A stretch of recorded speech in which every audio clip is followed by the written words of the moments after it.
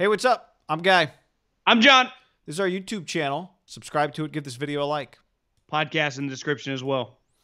All right, so the NFL's trying to take over the children, John. They're trying to take over in every realm. On Sunday, they had a playoff game on Nickelodeon. I watched a healthy amount of the game. Probably in total, I ended up watching like a quarter of the game, the Saints-Bears game. And for those of you that missed it, you did not watch any of the game on Nickelodeon, right? No, I saw some clips on social media. I'll show you guys some clips just in case. Like, I think one thing that got a lot of attention was what touchdowns looked like. That's pretty awesome. AKA the slime zone. That's pretty cool. Wait, it's not done yet. I think there's more celebration after it. That's right. SpongeBob's friends are celebrating.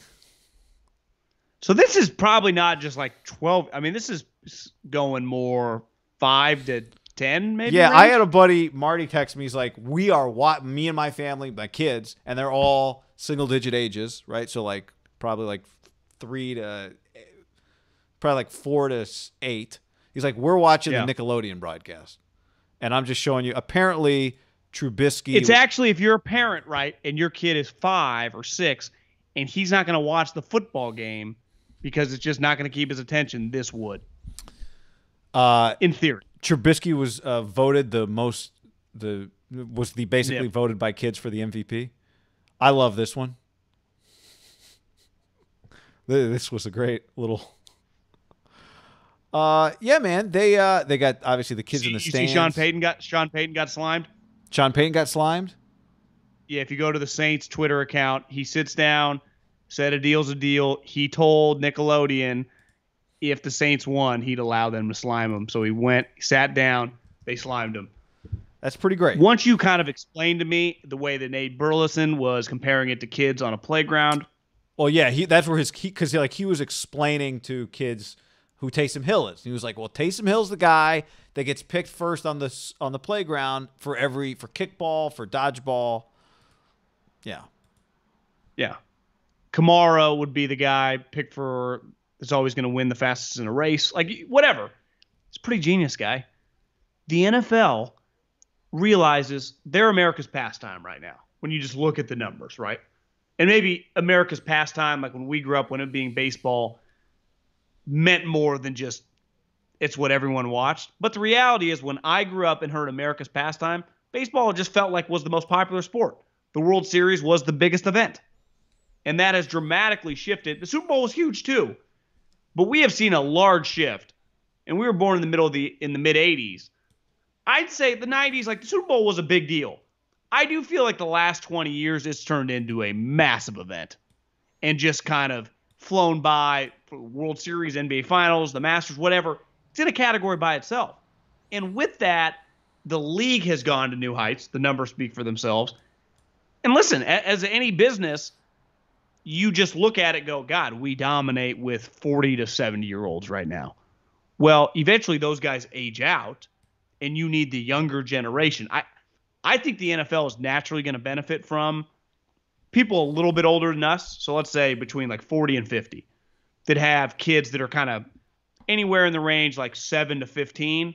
You're just naturally going to gravitate toward what your dad's watching, as we see a lot of males are watching football right now. A lot of these people are just going to have kids. Like, you're just naturally going to get embedded with them. But you also have to think outside the box. You can't just bank on that. And doing stuff like this is fucking genius, I think. Once you really explained it to me, because I didn't quite understand what was going on. Yeah. I really didn't. Even though I saw everyone talking about it. I saw Barstool making fun of Mitch being the Nickelodeon most valuable player. But like, that was fun. Like, they all got to vote on it probably on their iPads or whatever. It's a really smart idea. I remember as a kid. Did you ever get Sports Illustrated for kids?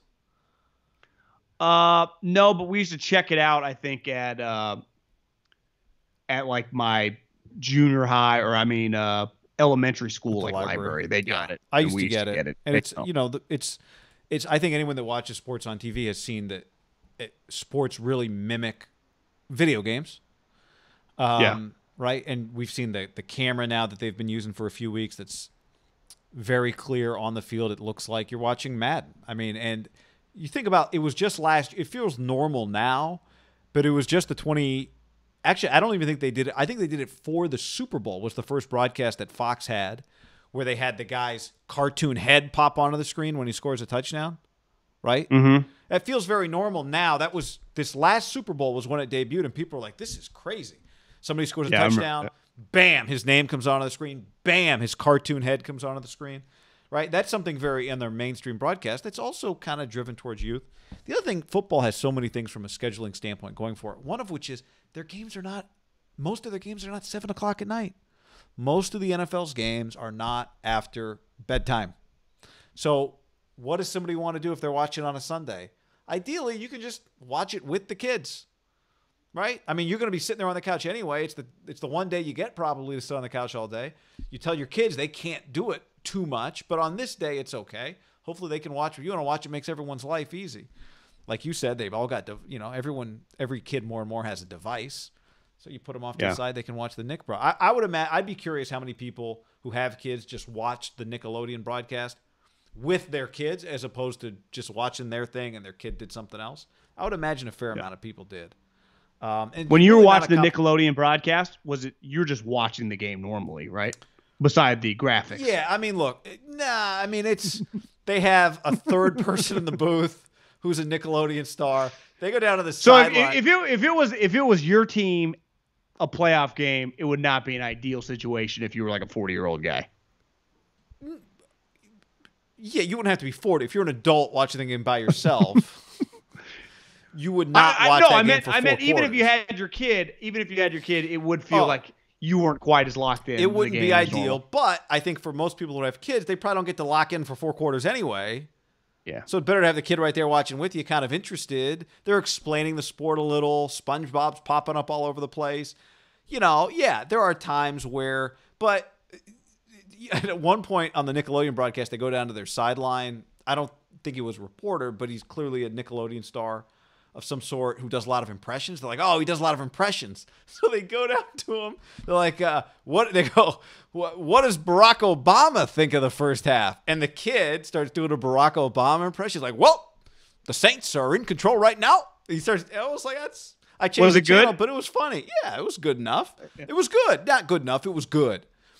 Yeah. Again, if the alternative is I can't watch not watching the game or going back and forth watching their stuff, and it's a no-brainer. And there are enough cartoons that also have parents. Like it's funny enough if you're a parent. Like it's just kind of funny.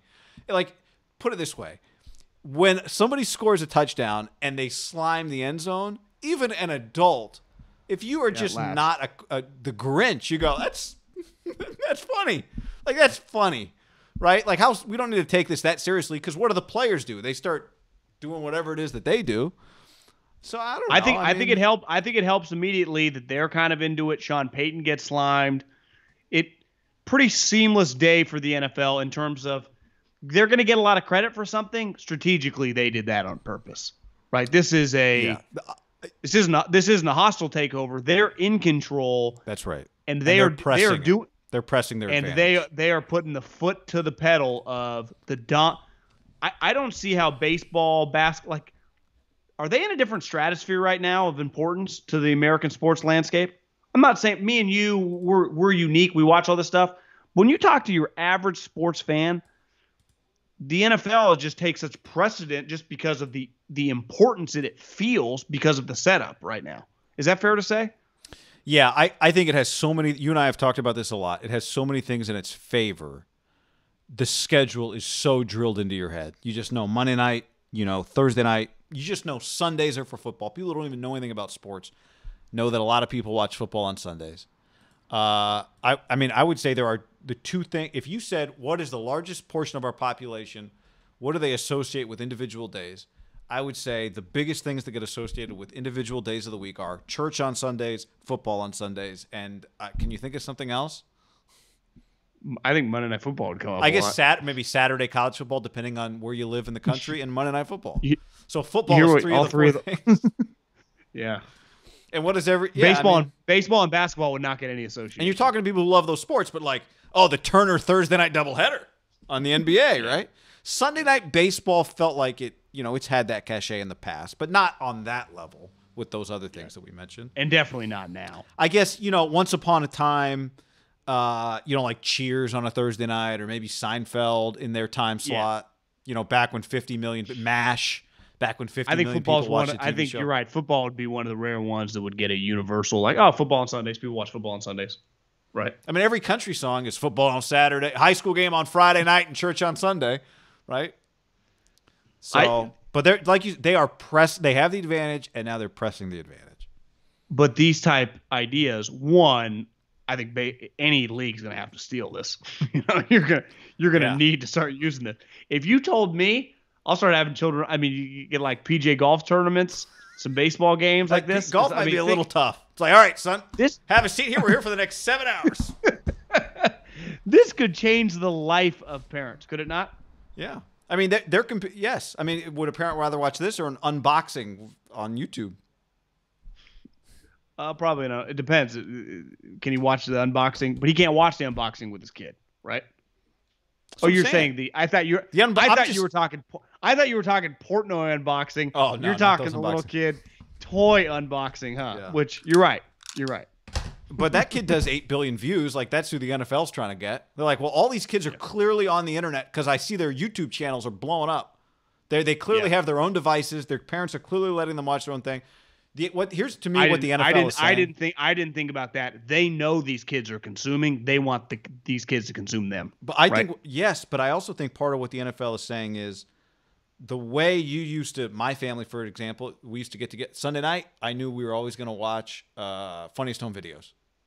Yeah. The NFL is saying this is something you can watch you can watch this together as a family. You're right. The kids are not going to run off. You're going to get this time together. Everyone will get to lock in. I haven't read. I would then expect, why wouldn't they do Nickelodeon next week? Yeah, I don't know exactly what the arrangement needs. If it was like a one-game partnership but, or whatever, I would imagine I'd keep doing this. If I was a parent and was able to watch my kid with Super Bowl, I'd do it again. Yeah, it'd get watched. Hell yeah! If the Puppy Bowl gets watched, if it happens next week, I'm checking it out. Genius, Roger.